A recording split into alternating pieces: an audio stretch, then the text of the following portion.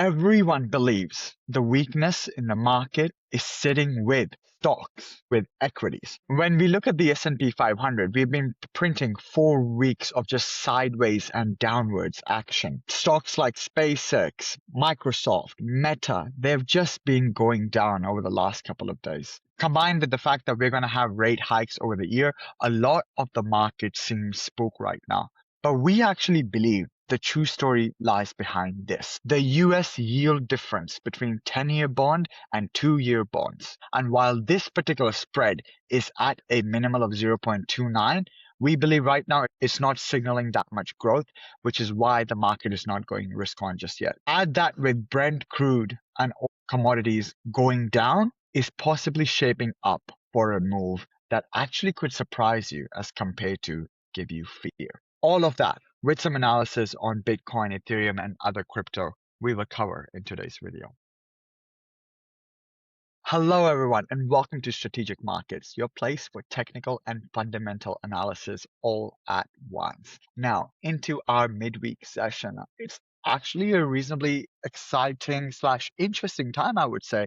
The Strait of Hormuz, the evacuation plan has begun, and many ships that have been stranded in the Persian Gulf, the International Maritime Organization is actually working with them very well to get these ships out. I've even read articles that the United Nations is involved, and obviously Iran's working to clear those mines as well so we can get them in full operations. Trump made a Truth Social post as well that many millions of barrels are crossing through, and as a matter of fact, yesterday they were hitting an all-time high with regards to the amount of barrels that had crossed over through the strait. So this is looking really good, and it's actually very much in time with when the US Senate basically voted against Trump, saying that they want to halt military actions against Iran. This is the first war powers resolution passed by both the chambers since 1973. Now, how much of this can actually restrict Trump?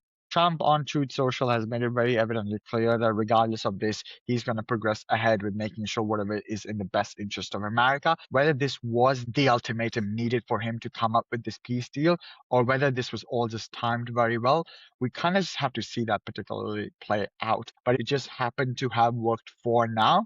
We just got to interestingly see how that progresses ahead. And what that's actually doing for one of the most inflationary pressures in the market being oil. Well, if you see over here, Brent crude has actually been going down. And look, I'm not gonna lie, in last week's video, we did have concerns of the Hormuz closes open, then this could actually have room to actually go upwards over here. But for now, I'll agree, we were wrong on that call. In this particular case, it has gone down to 75. And honestly, the lower it goes, the happy I get. We want inflation to be low, and that just helps the common person quite well. If I draw a Fibonacci retracement from the lows to the highs of the market, and we see over here, yeah, we have lost the 82 support. We actually went up to test that particular support again, and now we are going downwards. So it is okay to expect a $72 Brent crude for the next line of support on the Fibonacci retracement tool. Only time will tell how that particularly plays out. But right now, it actually played it to the T where oil went up. And now it can go down to the 71, 72 level. So we'll see how that goes over the next couple of days. Another interesting thing why this oil price actually has been going down really fast is because the Department of Justice has started investigating the oil industry as well. Trump has said that the big oil companies are not dropping their prices at the pump because obviously they want to make profits. You know, that's what corporations do. So in that particular case, yeah, he's put this forward to the Department of Justice to go ahead and start investigating them so they drop their prices. And lo and behold, it's going to be likely that this goes down and releases inflationary pressure. On this particular aspect, within all this uncertainty and Kevin Warsh speaking last week, and the SPX has been trailing sideways for the last 4 weeks. And that has to do a lot with Kevin Warsh's uncertainty and the rate hikes that are going to happen this particular year. I personally think that a bigger picture that we really need to pay attention to is the bond yields. We've discussed this a couple of weeks ago, but right now, in terms of the differences between the 10-year bond yield and the 2-year bond yield, it's actually not that much. And it makes you wonder, well, in that case, are people looking towards long-term growth, same way that they're looking towards the short-term growth? And right now the spread between the two is not that high. It's only at 0.29%. What does that particularly mean? Well, that basically means that borrowing costs are still high. If the 2-year short-term money is still expensive, that means that the affected businesses, consumers, mortgages, credits, all of these refinancing is happening at a higher rate. Therefore, they don't take on that particular risk, and that limits growth. Another thing that basically happens is the curve itself between the short term and the long term bonds is actually not that steep enough to screen a growth cycle, which basically means that generally, when long-term yields sits clearly above short-term yields, it's because investors are expecting stronger future growth. But right now, because the curve between them two is not that high, that's why the markets are basically not saying, hi, we're going to future plan this, we're going to look towards equities for future growth, just because right now the bond yields differences is not that big. And lastly, banks and credit prefer a steeper curve because generally banks borrow against short-term yields and then they lend it towards long-term. So that's how they particularly make money. But if their spreads is so low and their capability of making money is so low, then in that case, they have to have tighter credit conditions, which can slow down business activity. So when you take these things into particular consideration and you think about it, that's one of the reasons as well, copper versus gold very recently on the weekly has moved a little bit to the sideways because people are not looking towards business growth and activity right now, considering we are not going above this 200-week SMA. And maybe we do, like in the next couple of weeks or so, if the hype in AI has come back. But right now, from the looks of it, Kevin Warsh is going to speak on July 14th, and his next advice on monetary policy is going to go a long way as to what he has planned. And everyone has thought that Kevin Walsh came in, he basically gave us to believe that there's going to be 2 rate hikes happening in the next 12 months. Bank of America is even saying it could be 3 Fed hikes this particular year. So everyone got a little bit panicked. But honestly, I don't think Donald Trump appointed someone just for the sake knowing that this rate hike is going to happen. Call me a contrarian bet, a contrarian trade over here, but my thoughts are that when the price of oil is going to go down, and hopefully if bonds recover until this next July 14th speech, then in that particular case, he can actually come in and speak towards this trimmed mean PCE inflation targets. So basically say that he doesn't believe inflation is going that high, because if he controls the data, then he controls the narrative. And in that particular case, if he can say that inflation has actually not that been impactful and that high, then he has got grounds to maybe not cut rates this year, but possibly also not hike rates that well. And obviously, that's my perspective. It's not financial advice, it's how you see it. But that's the way how I'm wanting to see it in the market. And that does mean in the short term, stocks like SpaceX, they went up really high and then they retraced back down too. If we measure from the highs to the low, we went down 34% ish. So it was a tough drop. And if anyone got on the top, I'm really sorry for that because, yeah, that must have been extremely stressful. But that is one of the reasons why, you don't go into hot stocks like SpaceX very soon. Because even for Elon Musk, he's now not a trillionaire. He's a 998 billionaire. And, I really hope he doesn't have to buy generic groceries or, he can afford the more quality stuff as compared to home branding it. But you know what? I think he'll find his footing again. I think he'll be fine. And, just like Elon Musk's evaluation is operating with such volatility, so does Bitcoin. And that's a great segue because look, right now, Bitcoin on the daily, we've talked about this consistently, and most of crypto Twitter is talking that we went into this bearish flag, trailed sideways and broke down. Now, a lot of people are calling this particular area a bearish flag as well, and we have broken down below from it, and now we are going to drop lower again. Now, look, technically, yes, this makes sense. Technically, we're supposed to go lower from here. But my contrarian bet to that is on the weekly, we have been forming a bullish divergence where the RSI has just consistently gone higher, but the price has gone lower. And that leads me to have a contrarian bet is that whatever everyone else is planning in the market, it might not go that way. And it actually might have room to go higher even though I know I sound like a broken clock, but I could be wrong twice in a day because that's what a broken clock does. And that's because the US House Committee has scheduled a Crypto Clarity Act hearing for July 17th. And that's the US House. For this particular Clarity Act to pass, it also needs to go through the Senate. So if the Senate hearing happens before that and it passes, and then it goes into the House and then to the president's desk, that's going to give us a lot of momentum towards this particular asset class. So if that actually works in the favor, then maybe my contrarian views pays off.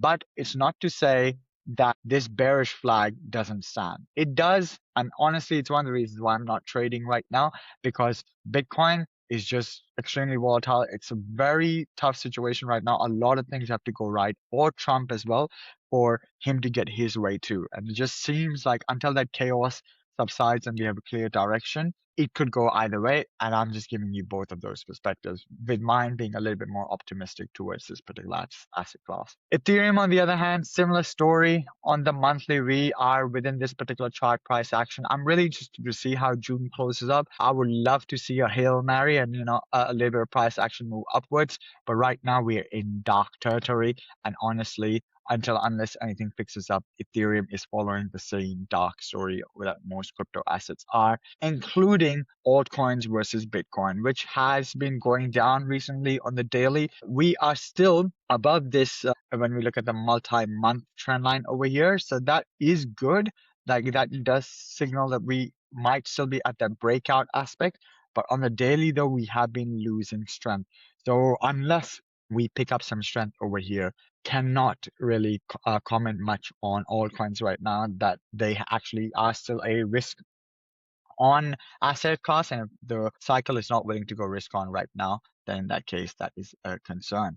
So we will leave it at that for my particular analysis. Hopefully, it gives you a little bit of optimism, but it also gives you a little bit of insight on why the markets are performing the way they are. But with that, I'll pass it on to you, Steve. Thank you. Thank you. I must say, a really, really terrific rundown of everything that's going on in the markets overall, Yash. So thank you very much. That was a really, really brilliant breakdown of a whole range of different aspects, especially talking about the yields overall. It brings back to that discussion that we were having probably around about a month ago towards backwardation and contango. I'm not saying we're into backwardation at this point in time, but we're heading towards that as we're getting those yields closer and closer and squishing them together. So things are getting very, very interesting there. So if those short-term yields start rising above the long-term yields, then we're in that backwardation. So that could get really, really interesting in that case. And that leads us into some really concerning aspects in the stock market, should that actually occur. Really good pick up there that you actually did there. So thank you for bringing that to the audience's attention. Perfect. Okay. In last night's trade over in the United States, there were some really, really interesting moves, in particular in relation to the technology sector. And on the right-hand side, I've actually got the breakdown of all of the different sectors that actually happened in last night's trade in particular. Now, as Yash alluded to, we actually have had some interesting moves in the overall market as a whole. If we had an overall sell-off in the entire market, you'd be expecting each of these 11 sectors to all be in negative. As you can see, only a few sectors were in the negative overall. Technology in particular, being the XLK, was the biggest hit. It went down 4% as an overall sector in itself. On top of that as well, the industrial sector went down 2%. Consumer discretionary went down 1%. They are some of the most, aggressive kind of sectors in particular.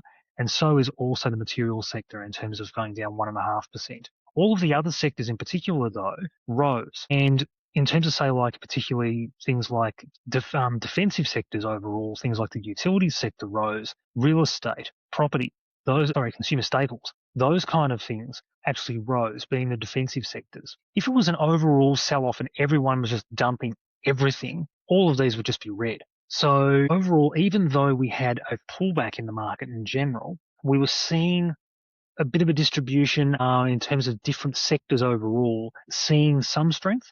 And then some other things were actually seeing some dramatic weakness.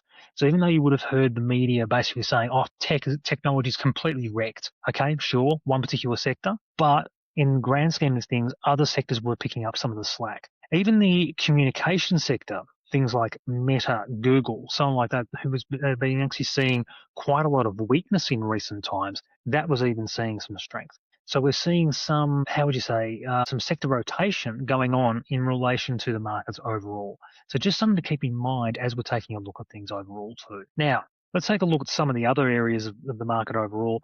But one thing's for sure, since we were talking about things on the weekend, not really much has changed in terms of, say, what we were looking at in terms of the charts since we were talking on Sunday.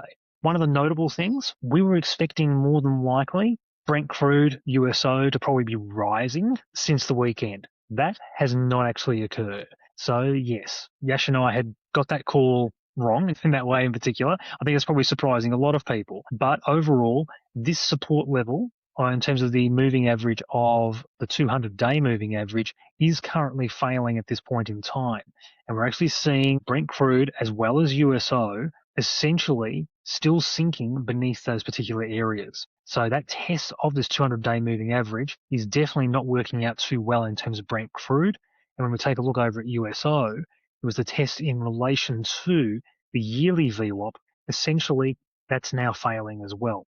So for the first time since about February in relation to USO, we actually have anyone who's been long USO now actually starting to lose money in relation to USO.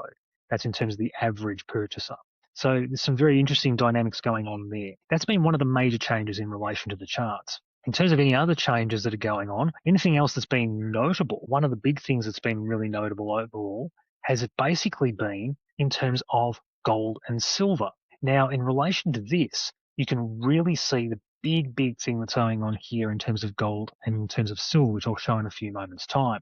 It's really more pronounced in terms of silver. But let's have a look at gold first. As you can see in terms of gold, we are now having a failure in relation to previous support levels. You can see that it's actually now beneath this previous swing low here in relation to the one that was formed in terms of the previous low that's formed here in the beginning of June, as well as this particular low here in March. So overall now we've got a failure of two of those lows. If we go to silver, it's even much more pronounced. We've got that one here in terms of that low here in the middle of June, as well as this one here in March, and also another one back here in February. So you can really see a lot of pronounced weakness in terms of both gold and silver, also going beneath both of the short-term moving averages and in terms of the 200-day moving average being the red line. So it's something to really be aware of in relation to that. On top of that as well, copper. Now, Yash had actually alluded to this overall in relation to the weakness in terms of copper. But on top of that as well, we're now actually beginning to test this yearly VWAP when it comes to copper as well. This is not good for the overall market should this actually start to fail beneath the yearly VWAP, as well as also the 100-day moving average being this white line. Very concerning overall there should that actually start to fail. If it does, then we're more than likely going to be seeing a test of the 150-day moving average being this orange line, as well as also the 200-day moving average being this red line. So really keep an eye on that. The reason why I'm actually bringing this up in particular is because even if you take a look back at our short-term and long-term video that we talked about in terms of gold, silver, copper, and iron ore, we were talking about copper when we were around about up here, where things were actually looking pretty good in terms of a very good, strong uptrend. It's not the case anymore, especially when we start seeing this indicator down here in terms of the DMI now flipping in terms of the bearish content, now overtaking the bullish content. And what I mean by that is if you take a look at that indicator, the red is now above the blue, and we're getting a strengthening of that trend in terms of that orange line now actually starting to rise. If you take a look at the RSI as well, the RSI is now actually flipping downwards and actually now well below 50 line. So there's a lot of indications and a lot of internals now showing a lot of weakness starting to crawl into copper futures as well. So there's some really fascinating aspects going on here. In terms of the indices, some of the big ones to really keep an eye on overall in particular is actually the SPY. I was looking at this just before I actually came on board with this recording. The SPY in particular here is now actually starting to test this 50-day moving average in particular and showing a lot of weakness beneath the short-term moving averages. But it's much more pronounced when we take a look at the really close internals. And the reason why I'm actually bringing this one up in terms of the SPY, I just need to flip back across to the SPY again, is when we take a look in particular over at the Ichimoku curve on the left-hand side. And the reason why I show that one is on two fronts. Firstly, look at the lagging indicator. We have lower highs and lower lows with a lagging indicator. And on top of that as well, we've had a recent crossover of the Tenkan Sen blue line beneath the baseline. So we're on 2 counts, we actually have some weakness starting to actually show its way through. The third strike and you're out will actually basically be if the unit price starts closing below this cloud. So that's a really, really big indicator to really keep an eye on overall with that. So there's a few things to keep an eye on in terms of the Ichimoku curve, and also now as well in terms of that 50-day moving average here. And you've also got the quarterly VWAP to keep an eye on here as well too, which will basically give you an idea in terms of whether or not the sellers will actually start getting control in relation to those who are actually purchasing in terms of the quarterly aspect, which would have been the beginning of April of 2026. So a few things to keep in mind there. Other than that, not really much to report on, apart from the fact as well that the US dollar is strengthening more and more and more each day as they pass. And that in itself is actually showing more and more disinterest in the US economy as it goes. And you can really see the strength of that in relation to that Ichimoku lagging indicator there as well. Higher highs and higher lows as we go as well. So overall, we actually really are seeing quite a lot of indicators here that are flashing yellow to red at this point in time. The bonds as well, we had actually shown that on the weekend. It was actually starting to test this yearly VWAP as well, in terms of the fact that it actually smacked its head smack bang on that particular yearly VWAP, and now it's actually come back as expected, right back into this area here, beneath that, was a support line at the end of that week.